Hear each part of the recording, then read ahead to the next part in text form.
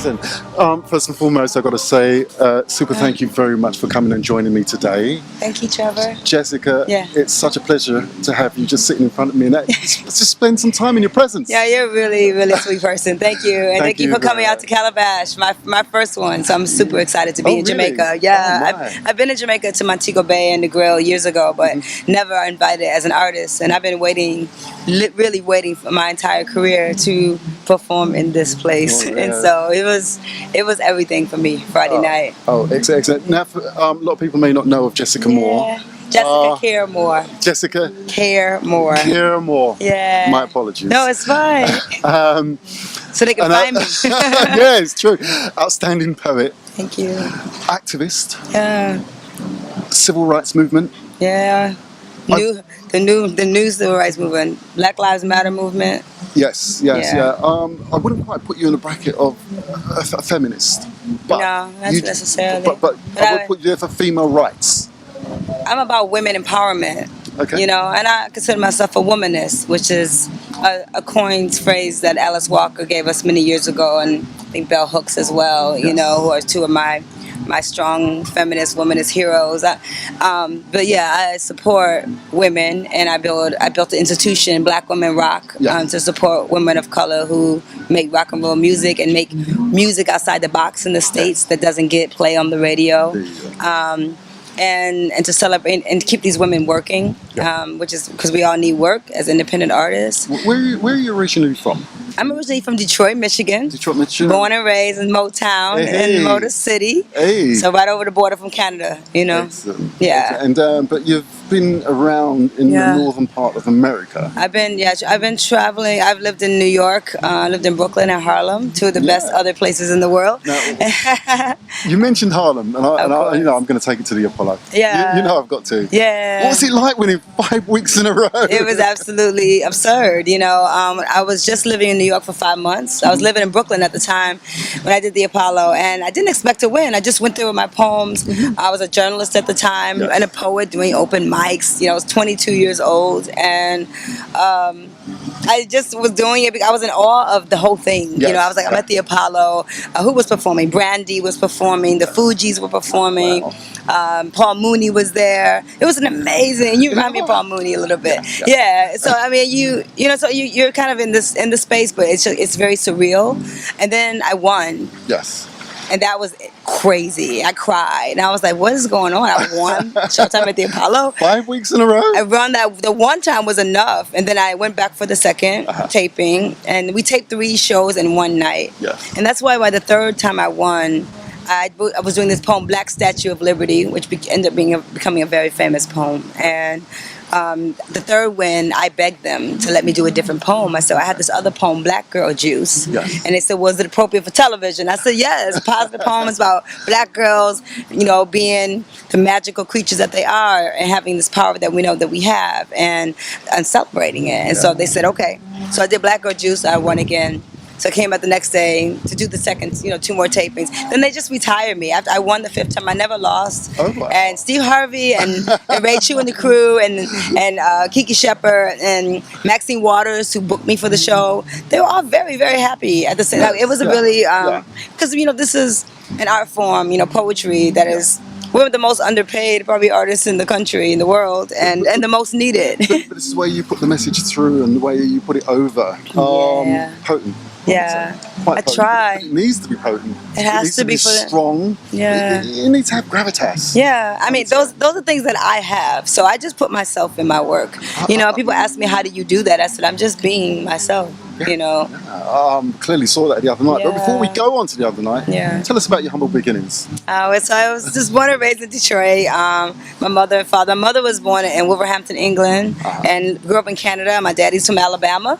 Like everybody from Detroit, everybody's daddy's kind of from Alabama or Georgia, Mississippi. So we're Southern people.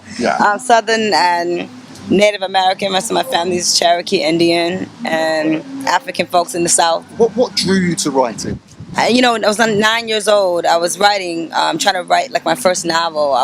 My mother was is an avid reader and had lots of books in our house. She used to eat books. I said, just eating novels, and she read a lot of nonfiction, which actually influenced my pull towards nonfiction. And she put Alice Walker and Lorraine Hansberry's books in my hands when I was quite young, and so I was reading really young and writing, and so the poetry, is about boys, silly stuff. I went to school. I played 4 varsity sports. And I was an athlete. But journalism, but I knew I was going to be a writer of some sort. And Indazaki Shangays for Color Girls came to my drama club. So my drama teacher really rocked my world with Indazaki's work. And I found her, and then I found Lucille Clifton, and I found Sonia Sanchez, who's my friend now, and my mother, my mentor, and I love her dearly. And I found Mary Baraka and writers of Detroit. We have a strong literary history there with Broadside Press and Larry Neal and Dudley Randall. I'd like to touch on about your relationship between Brother Baraka. Yeah, he's very close.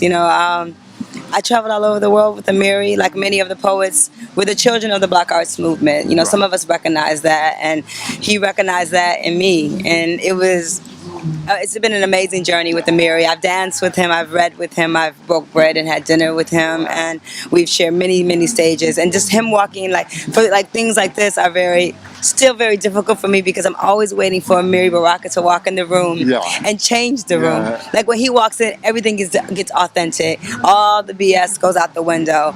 And I like to say that I want to be that poet, here comes Jessica. We know that's an Amiri Baraka child. Yes. So we know she's coming, correct. So no, I deal with my work like that, and I love my people. I love my community, and my people are not. It doesn't matter. If someone asks me, "Are you Jamaican?" I say yes.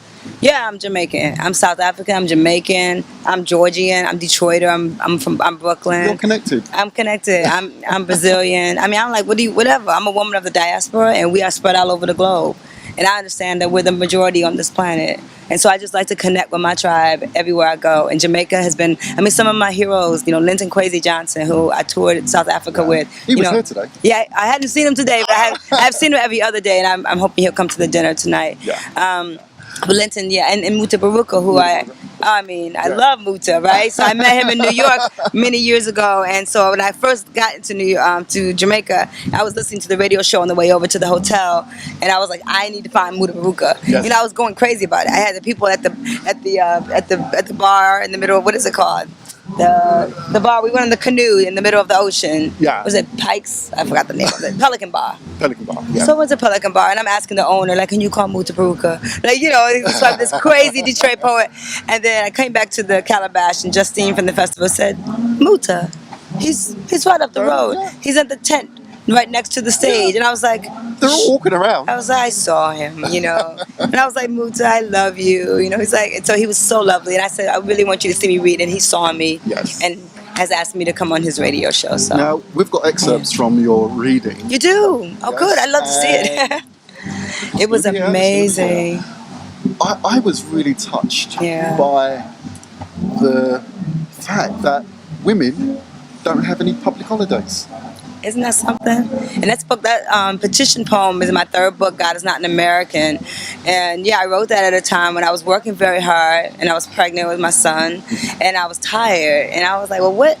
I think I was going to the post office, and the post office was closed. Yeah. I think that's what happened, and I didn't know why. I was like, what Monday? What is going on with the post office closed? And I was like, maybe if there was a holiday that celebrated me, I'd remember to celebrate. Maybe I would remember to take the day off. Yeah. But as a woman, as a mother, I'm always working. As an independent book publisher and an artist, there's never a lot of time for rest. So we're the understudy. We help. The country was built on our back, and there's neither, talking about the bill for Harriet Tubman. I'm like, well, what was the Harriet Tubman Day? Let's do a Sojourner Truth Day, We can find the heroes are there that deserve it. All we have is former slave owners, that's and former presidents. I said, Martin Luther King has a day. We fought for that, but Martin Luther King had help too. Strong women behind him, women. And so, Yeah, It's like, you were saying, come on. yeah, you know, This is getting the women, you know, we help create these oceans. You know, we help keep this world running. You know, moving on its axis. You know, women, Mother Nature, that goddess energy. If we're not celebrating it, what are we telling our girls? That we only close the banks and the schools and whatever, post offices, and celebrate and barbecue, whatever for men.